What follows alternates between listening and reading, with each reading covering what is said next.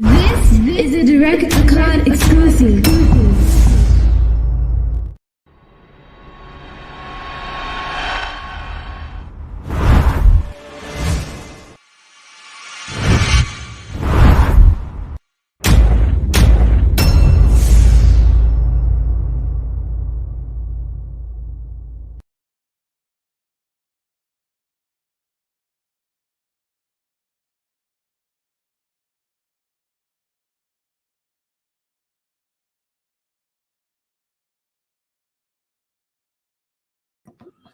Shalom, shalom. Shalom, shalom. See what that sound situation doing.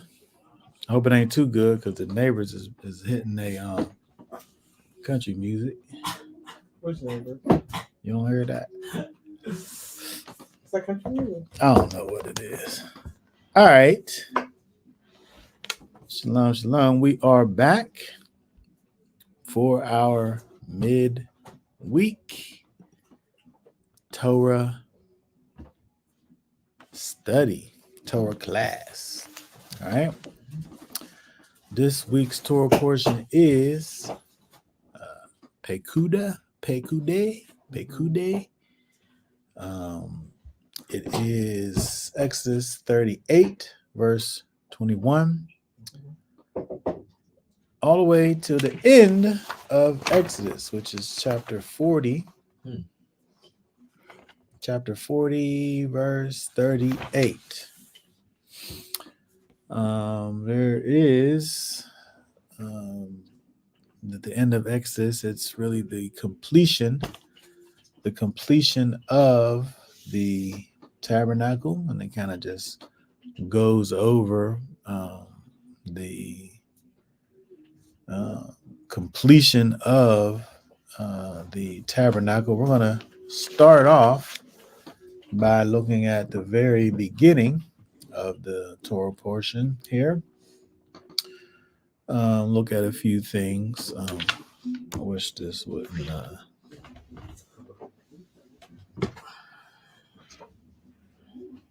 What's wrong? I'm just trying to have my glasses not glare so much. All right, that's better. All right, let's go to Exodus 38. Exodus 38. Verse 21 we'll read. Let me put it up on the screen here. We'll go through a few things here. Let me get rid of a couple things here. 1 second. Rid of this. All right, let me put this up on the screen. Sorry.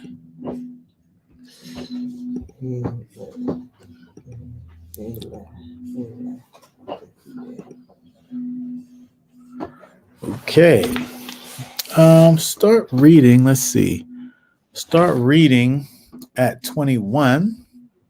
And read down. We want to read a little bit. I want to read some of these. Okay, read at 21 and just read down to the end there. And it says, these are the accounts of the tabernacle, even the tabernacle of the testimony, as they were rendered according to the commandment of Moses, through the service of the Levites, by the hand of Ithamar, the son of Aaron the priest, and Bezalel, the son of Uri, the son of Hur, of the tribe of Judah, made all that Yahweh commanded Moses.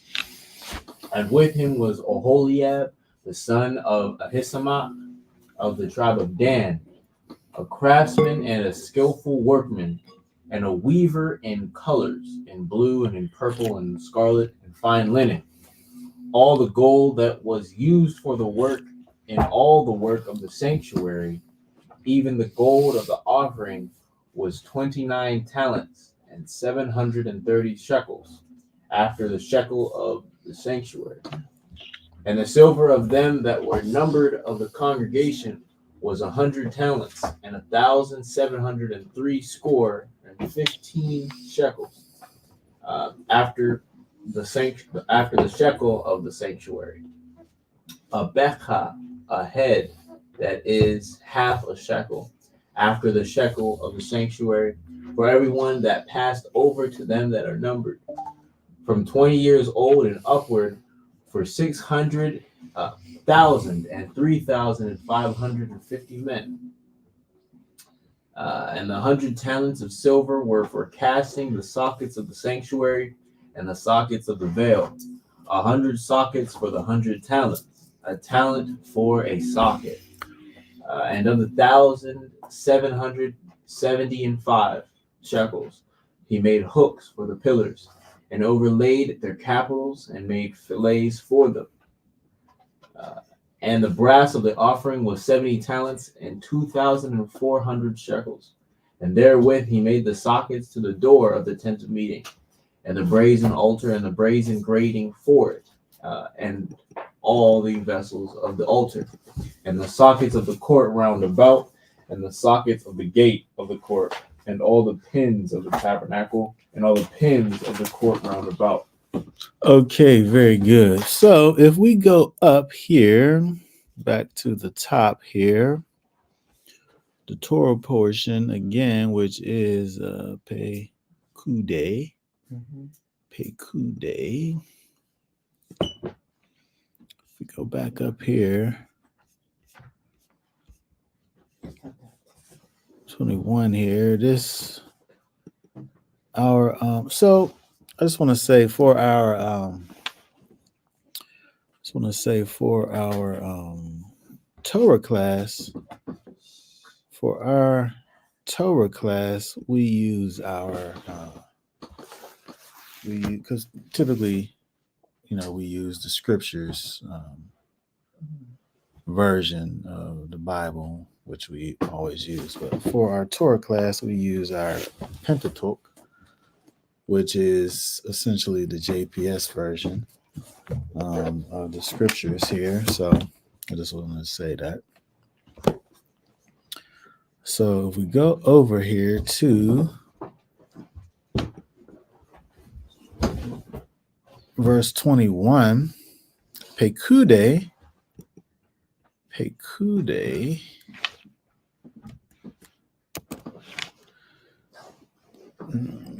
This is the sum. The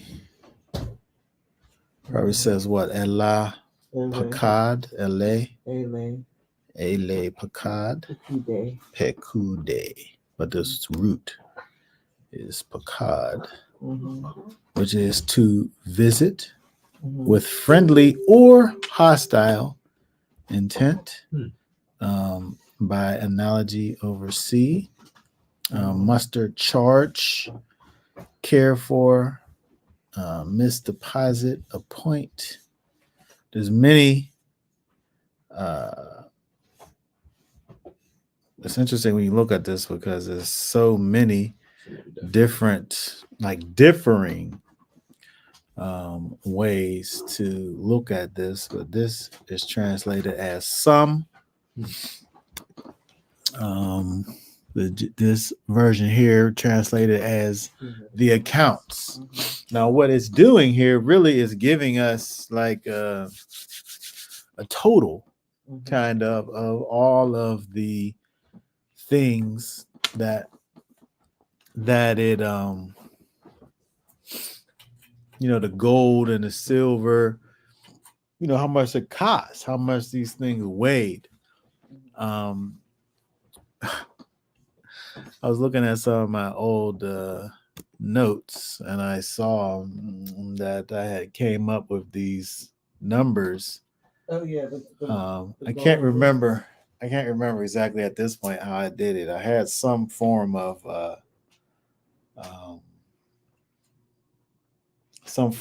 what do they call it? Exchange rate.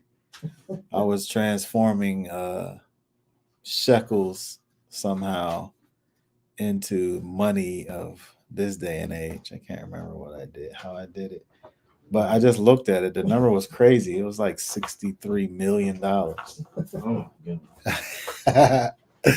Which is pretty crazy. And if we look in the if we look in our textbook here, it says that the total quantity of gold was worth about 160,000 pounds. I don't know if here, look up see what first of all, see what inflation of the pound is from this when this was I just want to say we're mid-roshing here. This is, okay, so 1960. What's the inflation rate from 1960 till now? Yes. Pounds. Oh, pounds. Yeah, this book is from Great Britain. Pounds.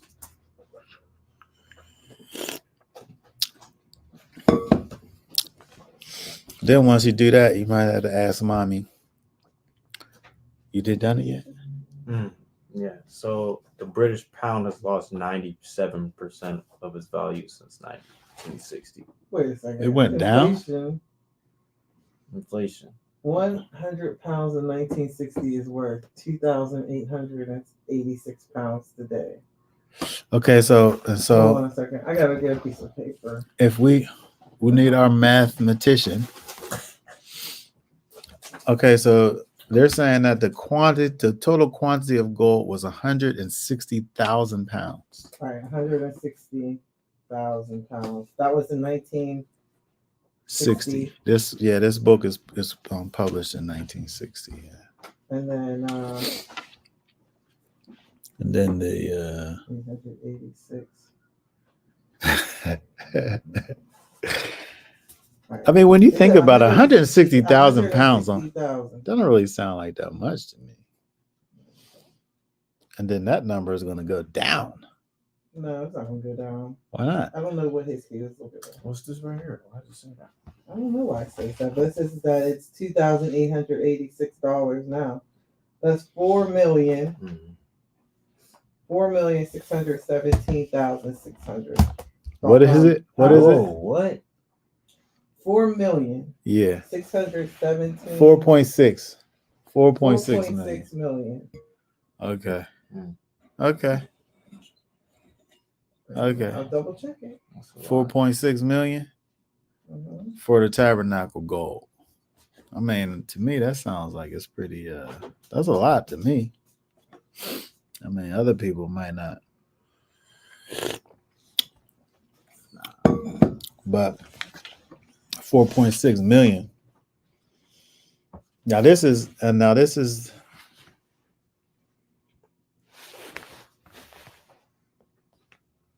20.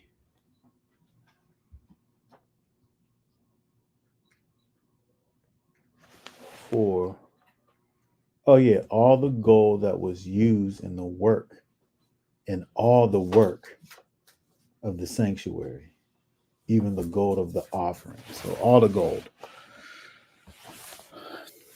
I mean, it was a lot of gold, right? And so, this tabernacle, it was very, there was a lot of things involved, gold and with the priest garments, the jewels and everything. There was a lot that was involved in it, and all of these boards and poles I would be surprised no one was trying and to sockets. Steal the thing off of the people. Well, you think about the fact that the way that it's situated is in the innermost part, right? And so you would have had to have infiltrated the camp to steal it, for one. And then when they traveled, they covered it, right? And so they wasn't really flaunting their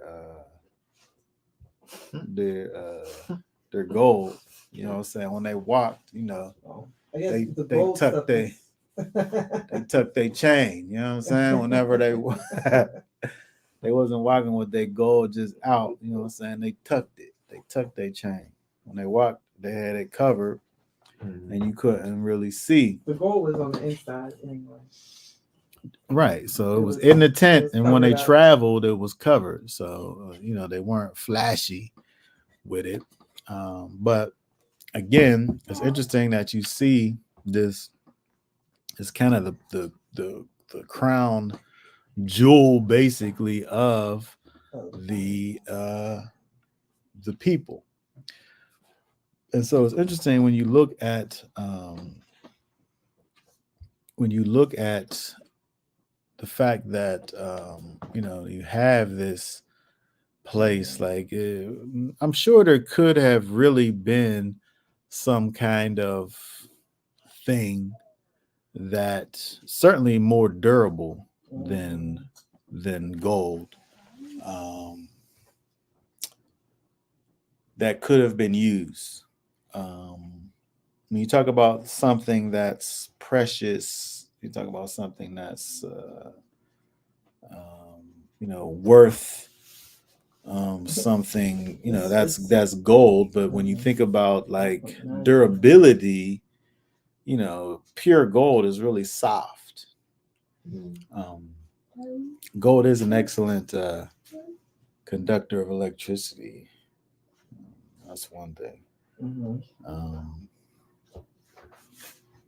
As is copper, which is another one of the. I'm not sure how silver is. I'm sure it's probably pretty nice too. When you think about you know, fire from heaven, you know, I think it's electricity, but it's just my that's just my thoughts on the matter. But when you think about the way that the innermost place is described, it's interesting because when we think about, when we go over to the different visions that are had of the heavenlies, like the most holy place in the heavenlies, the place where the Most High is, there's always lots of colors and you know, the same way that when we look at even when you think about the pattern of the tent and the curtains, you know, there were the different reds and blues and purples, and so when you think about the Most High, it's interesting that he, you know, in his place that he created to dwell, it's so colorful, right? I wanted to look really quick over at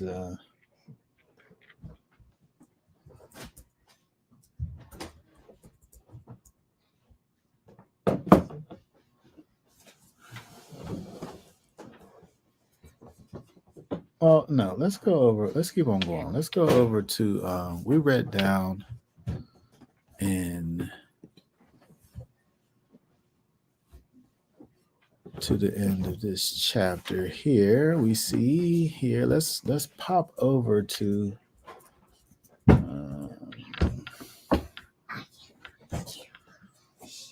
hold on. The next chapter 39. It's kind of more of what we see over here.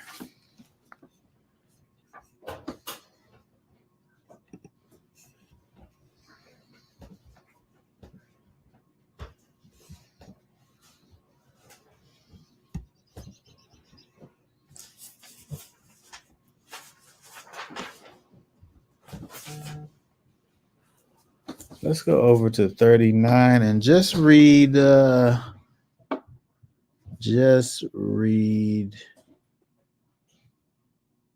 the first, what are the 7 verses there? First 7 verses.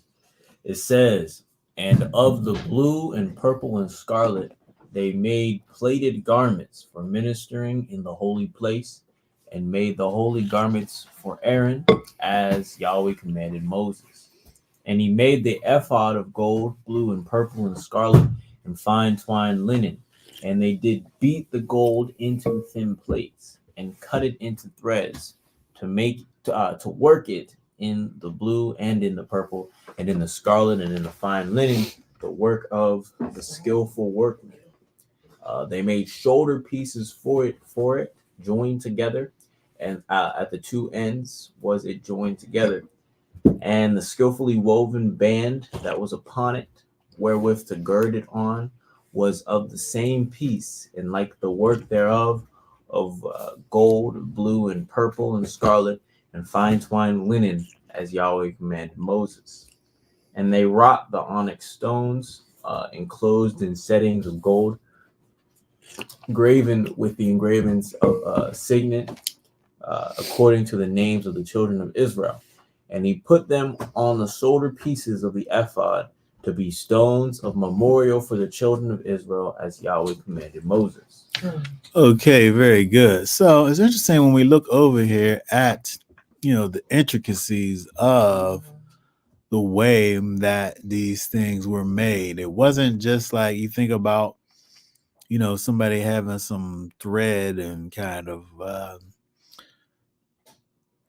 painting it, gold or something. They literally took gold and they beat it into thin plates. Like, how thin did it have to be to cut it into threads and then to work it in to the blue and then the purple and then the scarlet and the fine linen? Pretty skillful, right? I mean, it was skillful, right? This thing that they did is very intricate. It was very, it had to be really time consuming, but it's interesting.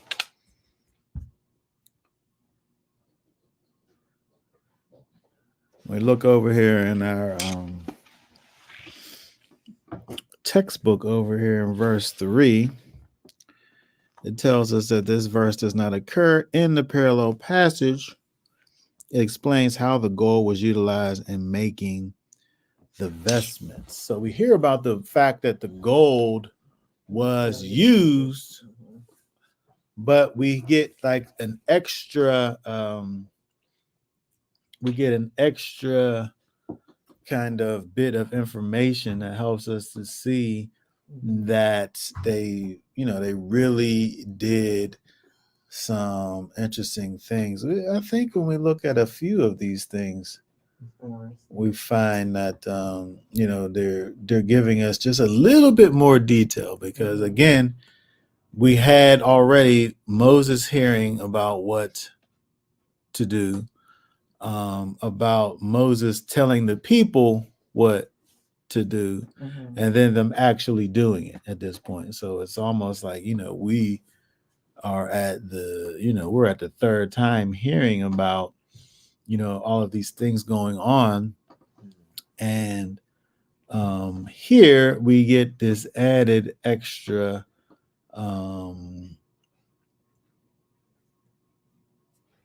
bit of information, these details.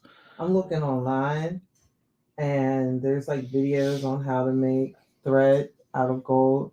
And there's also classes that you could take on gold work. People do that? Yeah, apparently. I mean, I don't know if it might be just a niche, Niche? Yeah, whatever.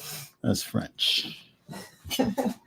But I just kind of was every time I read it, I just kind of imagine they made like a thin chain that they were able to weave into something, like how we have gold chains or whatever. Yeah. But I that's just kind of what I was imagining, but I just looked it up and they actually have YouTube videos that talk about gold, weaving gold, and all that. Yeah. Hmm. Okay, this is interesting here. We look at verse 3, and they did beat the gold. Mhm. They did beat the gold into thin plates. If we look at this word here, they did beat is raka, Mhm. to pound the earth Is that like as a is that sign of Raka, passion. like, I hate you? Interesting. I don't see how it could be something different other than that. Mhm. I mean, it sounds just as phonetically the same. Mhm. I don't know if there's other variations of that word. This word means to pound the earth as a sign of passion. By analogy, to expand by hammering. By implication, to overlay with sheets, beat abroad plates. I want to look at, let's see here, Psalms 136. Let's see if it's here. Do we got?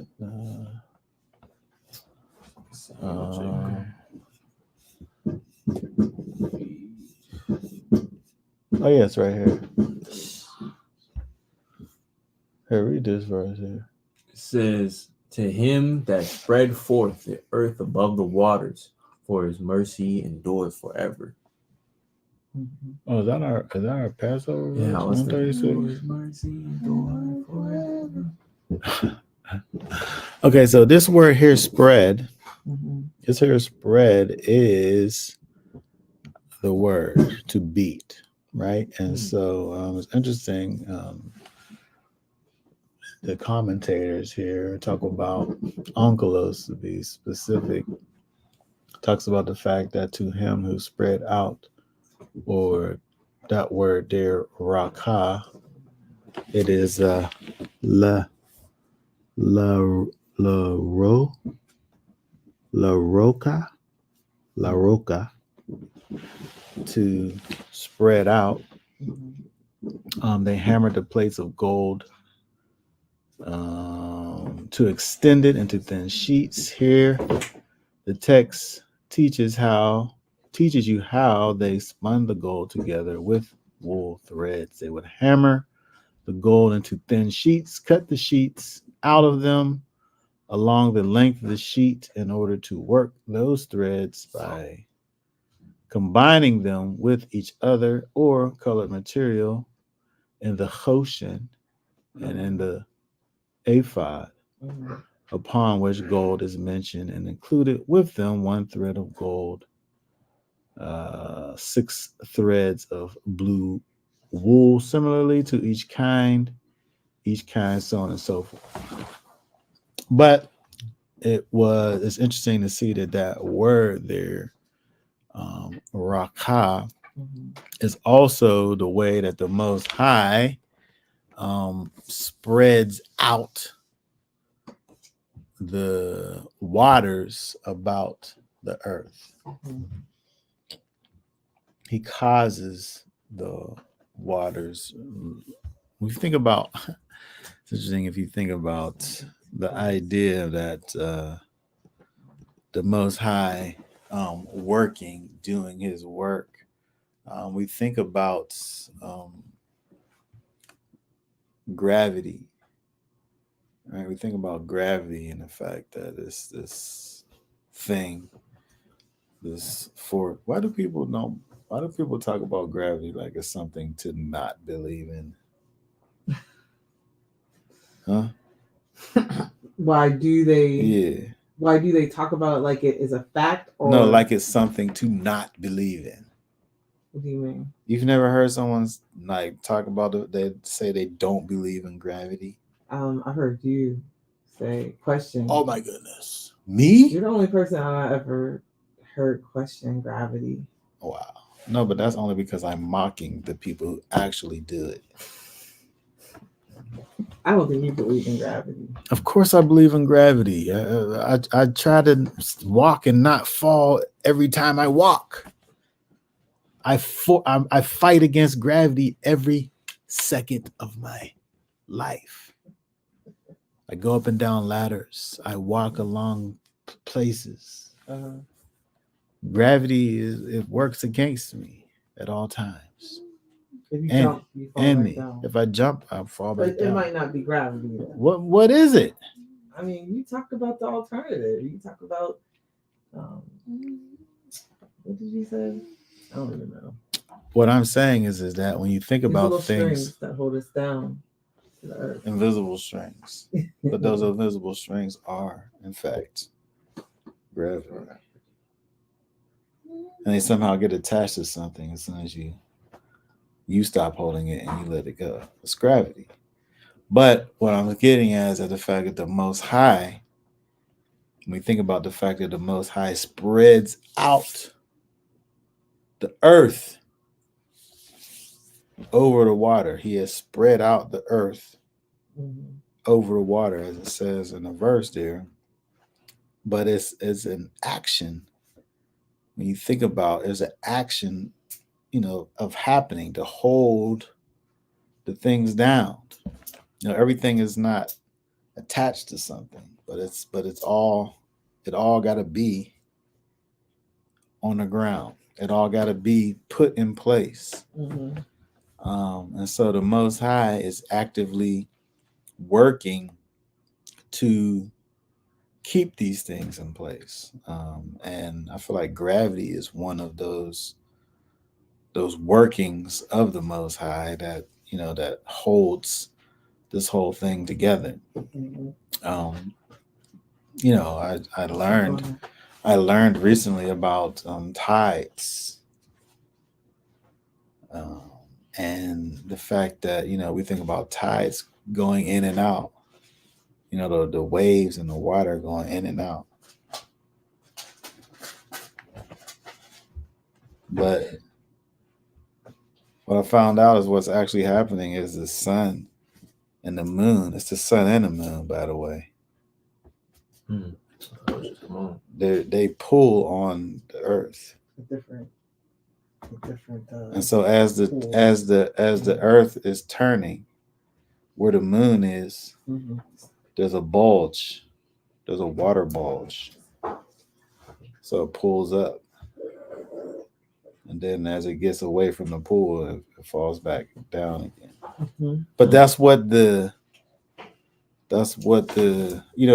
inside of these actions, these laws of the world that are in place by the Most High, who sustains all these things. And so it's interesting when you think about all of the intricacies that go into the tabernacle, and it's like unto all of the intricacies that go into making this world, or even just making the temple that we are.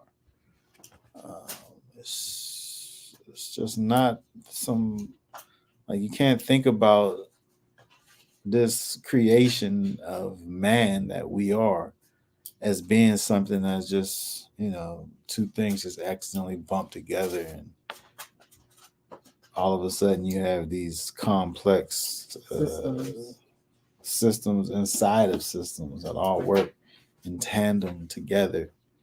Like, it's just goofy to think that these things just accidentally happen. It only makes sense that a divine scientist created this thing that is life itself, the earth and the planets and the systems and the universes and human beings, and the instructions for the tabernacle. All right, let's look at some other things here. Let's go over to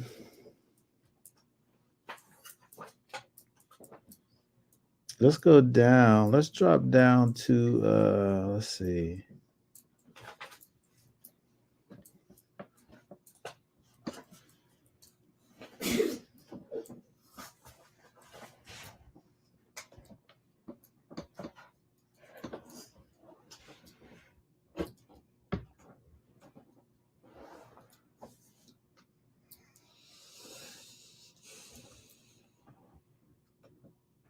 Let's go over to 22. Verse 20. 39, verse 20. Yeah, hold on a second. Let me move my face out of the way.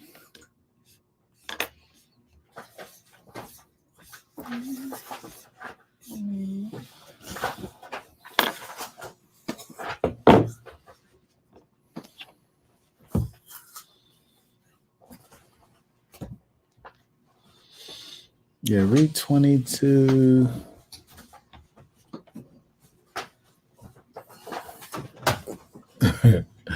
Read 22 down to 20. Oh, 31. 22:31. And it says, and he made the robe of the ephod of woven work all of blue, and the whole of the robe in the midst of thereof, as the whole of a coat of mail, with a binding round about the whole of it, that it should not be rent. And they made upon the skirts of the robe pomegranates of blue and purple, and scarlet and twined linen. And they made bells of pure gold, and they put the bells between the pomegranates upon the skirts of the robe round about between the pomegranates. A bell and a pomegranate, a bell and a pomegranate upon the skirts of the robe round about to minister in as Yahweh commanded Moses. And they made the tunics of fine linen of woven work for Aaron and for his sons, and the mitre of fine linen, and the goodly head tires of fine linen, and the linen breeches of fine twined linen, and the girdle of fine twined linen, and blue and purple and scarlet, the work of the weaver in colors, as Yahweh commanded Moses. And they made the plate of the holy crown of pure gold, and wrote upon it a writing, like the engravings of a signet, holy to Yahweh. Oh, yeah. And they tied up unto it a thread of blue, to fasten it upon the mitre above, as Yahweh commanded Moses. Okay, very good. So let's go up here to, let's see here.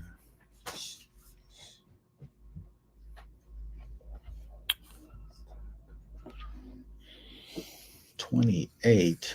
This says a cap. Glorious high hats of fine linen. I want to look at this here.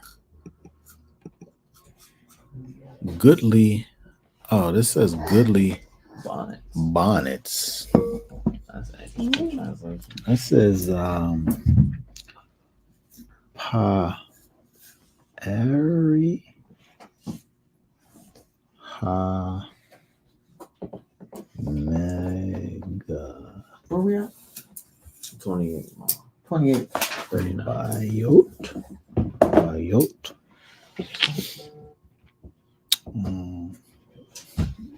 Goodly head tires or goodly bonnets. That word Pa'eri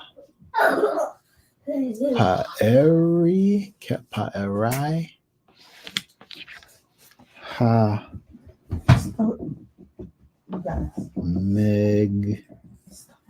Megbayot.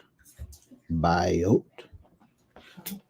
Let me see what that is here. Goodly Pa'er. Let me look. Pa'er. Oh, I was looking at that.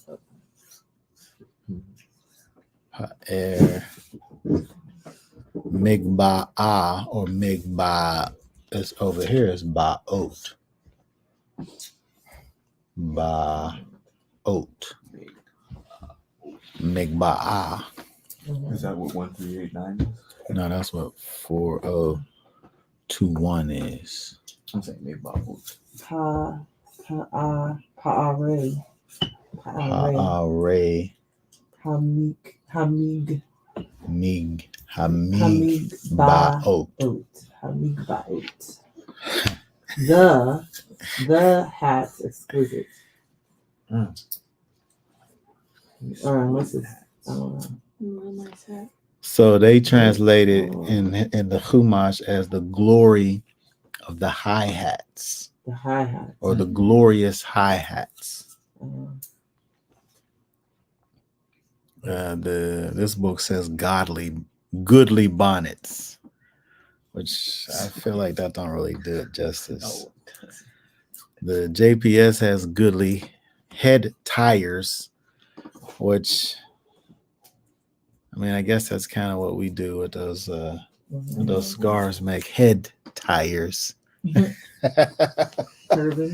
don't know if that's what it's saying, but glorious hi-hats.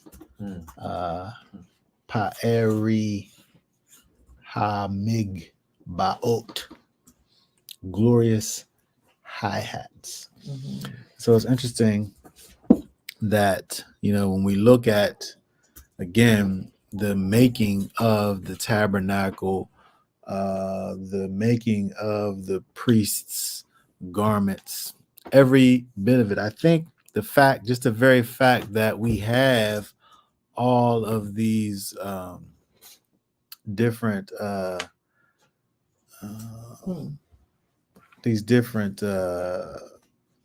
tellings of these things, here again 3 times over, that it's pretty interesting that when we think about the Most High's people, who are his peculiar people, he didn't just throw some things together when it came to, even though when you think about the fact that this is it's the place where he's going to dwell, but at the same time, I guess it is kind of a thing that is for the people, right? So it's for the Most High, but it's for the people also, and so it has its importance. But again, when you think about the fact that Israel, as a people, being the set apart treasure of the Most High, it's only right to for the place where the Most High dwells, to have this place that really is a treasure really in itself. I think about we have different perspectives on Sukkot. Some that see Sukkot as being like a picture of the kingdom, and so they go future, and the nicest luxury accommodations, and we go remember the wilderness. We go back. Some people go forward, we go back. And how I guess when you think about it, everyone's right. You're both right, because it really is. And just thinking about how with us, it could be the fancy tent, what I mean? But there's still levels, what I mean, to even roughing it. But when we're observing Yah's days, and it's the time to bring out the fancy things. I put that out there because that's kind of one of our exclusions, that we don't go overly fancy at Sukkot just because we're outside. But it's the feast days, Sabbath every week. That's the time to be fancy, if there is a time. You eat on real plates. That's a good time to do it. And I think about that whenever I see how much work he put into the tabernacle because it's not common. It's not. That's kind of one of the things I think everybody makes everything common. Everything is the same, and people don't. I was like watching. I don't know, it came on my feed like some mega church that was like in a football or whatever basketball stadium. It wasn't Joel Osteen, it was a different one though. They had like a stadium full of people, and they had people on the stage worshiping Yah, and they had like a hoodie with a hood on his head. And I'm just like, really? This is what we're doing now? You know what I mean? Like, but to me, it's like, when you're worshiping Yah in a corporate setting, why do you have a hoodie on your head, like doing that? You know what I mean? It's just thinking about things from, Yah deserves our best, and so how do we present ourselves in the best light to him? Yeah. So, anyway. Yeah, because when you think about what he did for the people, in the representation of himself to the people for the people, he definitely gave the people the best. Right? They had $4.6 million worth of gold on all of their it's 5.9 million in American dollars. But oh, that's 5.9. Yeah, almost $6 million. That's in the sanctuary. That's a lot. All right, so the other thing in this chapter I wanted to look at is in the show plate on the head of the priest, holy to Yahweh. It's interesting that when we think about the high priest and his garb, he had the priest, the high priest, he was the fanciest, right? He had all of the gold and the jewels and the precious stones, and this headpiece with this inscription here, holy to Yahweh. And so it's interesting when you think about the high priest, who had this designation, not to say that he was holy unto Yahweh and the other people weren't, but it's he definitely he definitely people was. Would take it like that though. Yeah, they would say, "Oh, are you trying to say you're so special and we aren't?" But yeah, it's people are weird because they're so right in so many ways. Like you can't just say, you can't just be something and without you being something, meaning something for someone else. Yeah. Like I can't talk about myself. I can't talk about myself as being holy around someone, because by me doing that, I'm implying that you're not. Yeah. That's how people take it. Yes, it is how people take it. It's very strange. But so I'm not saying that about the high priest. He's saying that he is holy unto the Most High, not to say that everyone else isn't, because there's a holy set apart nation. But he has this this insignia on his head, maybe as a reminder, maybe to remind, because he can't see it. Right? He can't see the thing on his head. Maybe as a reminder to the people. Yeah. Maybe it's like a billboard. Yeah. Like you. Right? Telling the people that that actually you're You're holy unto Yahweh. Right? Maybe it's not even about the high priest. Maybe it's about the people who look at the high priest and say those words. Mm-hmm. Holy unto Yahweh.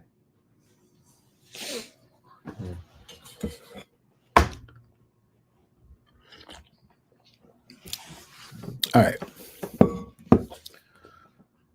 Let's see what else we got over here.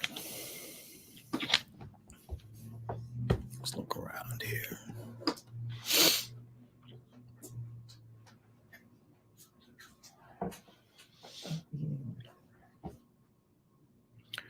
All right, let's go down. I looked at something earlier. I thought it was pretty funny. Let's see, 39 and 33. 39 and 33. Read, let's see, read 39.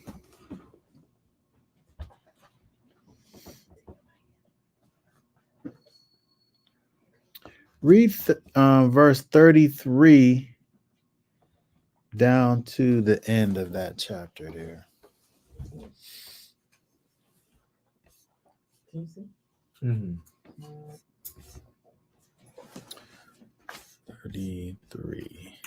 It says, and they brought the tabernacle unto Moses, the tent and all its furniture, its clasp, its boards, its bars, and its pillars, and its sockets, and the covering of ram skins dyed red, and the covering of sealskin, and the veil of the screen, the ark of the testimony, and the staves thereof, and the ark cover, the table, and all the vessels thereof, and the showbread,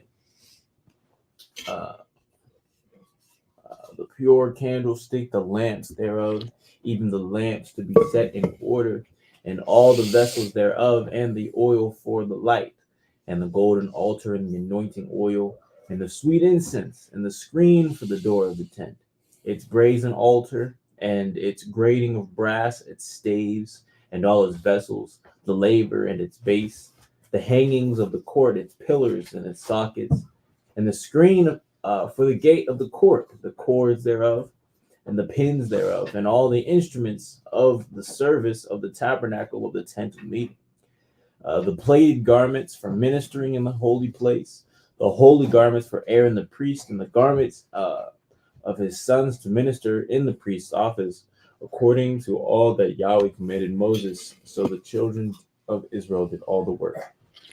And Moses saw all the work, and behold, they had done it. As Yahweh had commanded, even so they had done it. And Moses blessed them. Okay, very good. I was laughing because in the Chumash, they have this funny thing that they talk about. Because if you read here, 33, they brought the tabernacle unto Moses. And it goes through all of the parts. And so they talk about in the Chumash that they brought all the parts to Moses, but they wasn't able to put the thing together. Yeah. So they brought it to Moses so that he could put it all together. so he can erect it. They I believe that too. They made all of the pieces. Yeah. They made all of the, they put all the pieces together. They simple. had all the parts, and Moses had to assemble, put the things together. Because what are they doing? Like if they, it's interesting that when you look at 33, where it says they brought the tabernacle unto Moses. Mm-hmm. Did they pick the whole thing up? It was all the pieces. Because and then once they say that, it's like they give you a list now: the tent, Mm-hmm. the furniture, the clasps, the boards, the bars, the pillars, the sockets, the coverings of ram skins dyed red, the covering of sealskin. They give you all the ingredients. It's like they brought him a big bundle of things, Yeah. and then he put it together. all the Lego bricks were all put together, kind of, and then he had to Assembly required. assemble them. Yeah, assembly Assembly required. required. You cracking me up that you going along with this. Yes, Lego. I totally believe that. You know why? Because they didn't see. Did they see it? Like, he's the one who saw it. He did see it, but he told them what to He do. told them. He told them all the different. They only got to do their little parts, and then he was the one who put it all together. Yeah, I was Unbelievable. It was. It was all pieces, and he had to put them together. You're really cracking me up.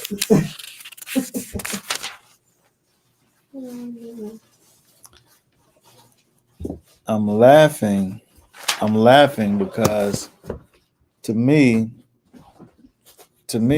when you look at these last verses, it seems like that's different. Mm-hmm. Like that sounds good to say that, this thing was too heavy. No human was able to erect it. No regular human was able to erect it. Only Moshe, blessed be his name. But when you look over here in verse 40, read 42 and 43 again. It says, according to all that Yahweh commanded Moses, so the children of Israel did all the work. And Moses saw all the work, and behold, they had done it, as Yahweh had commanded, even so they had done it. And Moses blessed them. Yeah. So there's that. So I mean, it sounds good and folklorish for them to say that it was too hard for them to do it. But when we look over here at the end, it says literally that the children of Israel did all the work. And Moses saw all the work. And behold, they had done it. So happily he was able to look. They even go on. They really go on. They really go on and say that it says he, Moses, appeared to be erecting it, and it arose by itself. And this is the meaning of when you look at the next chapter 40, read 40 verse 17. They do be taking it real far. They take it way too far, right? What's 40 verse? Hold on, I gotta go there. 40 verse what? Hold on. They take it too far. 17. 40 and 17. And it came to pass in the first month, in the second year, on the first day of the month, that the tabernacle was reared up. Yeah, so they act like it just became reared up.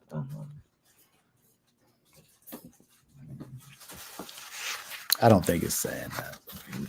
Seems like the people are actually doing it. But again, I'm just reading that because to me, I think it's funny that they say that about the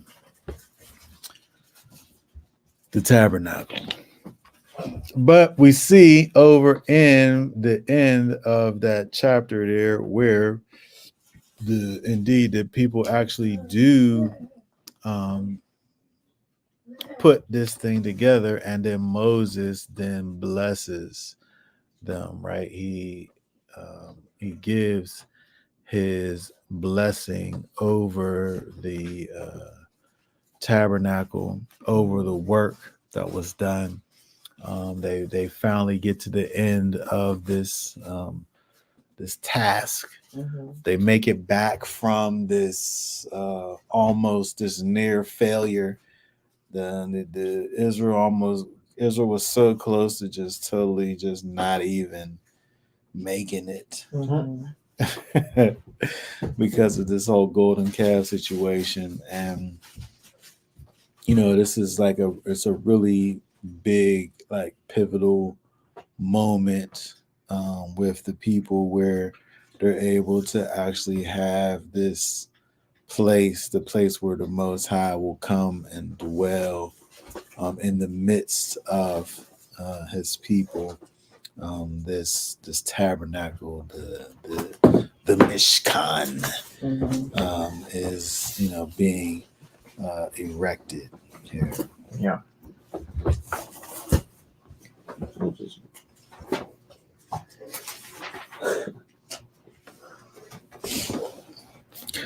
All right, let's see what else we got here. So we have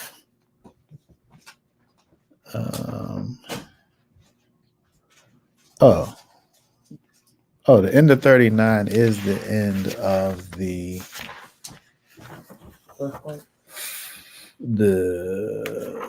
portion. Well, Wednesday's portion. The last chapter is divvied up between the last 3 days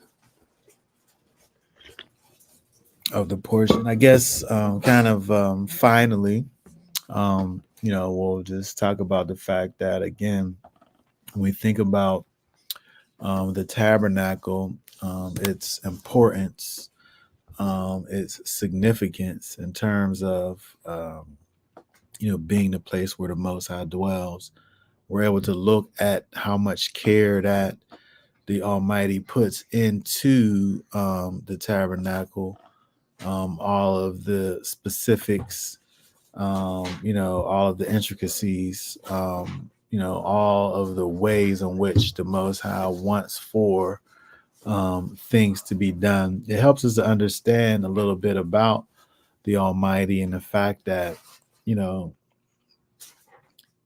first of all, we don't have to wonder. We don't have to kind of just, think about what we might try to do to be pleasing towards the Most High. We don't have to wonder. He tells us. He tells us exactly what He wants. He gives us clear instructions. We don't have to think about it. We don't have to try to interpret things, right? He has His will for us spelled out for us so we can look and see what He wants.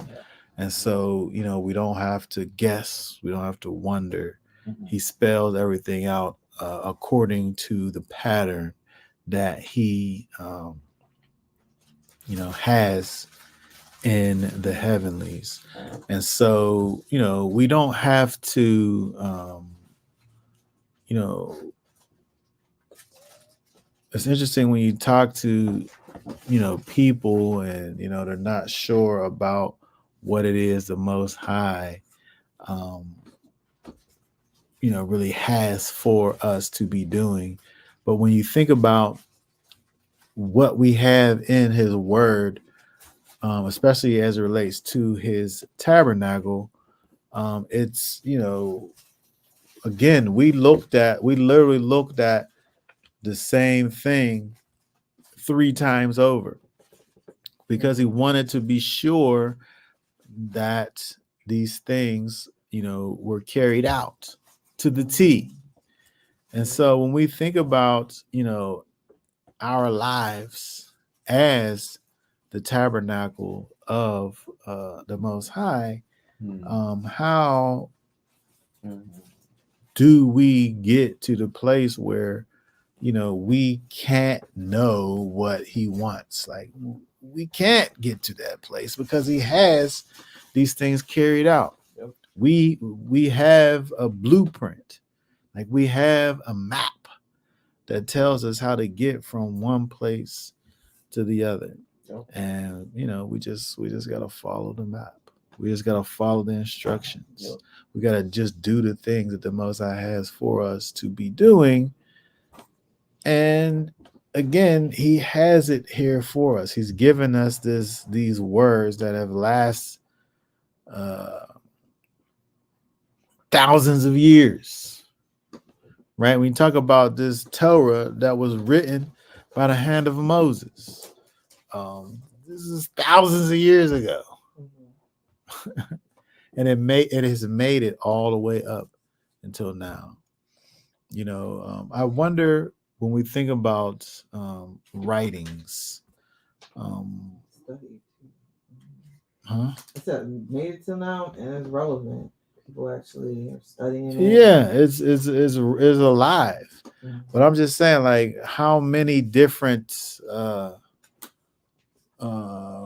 literary works have made it? From that Yeah. From that time until now. Like, is there like contemporaries of Moses that have things that they in those hidden books? They might say Enoch made it from Abraham essentially. Oh wow! Which, wow. I laugh at Enoch. I don't. Well, I guess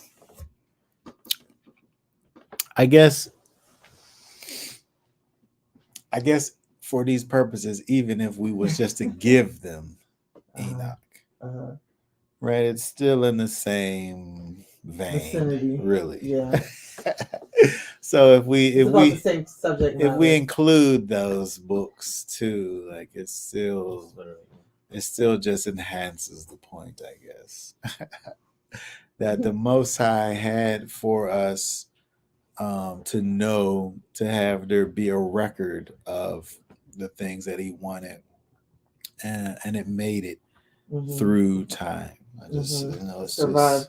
A lot of people would have survived Noah's Ark. Yes, and the flood and everything. Yes, I guess it was on the ark. Yes.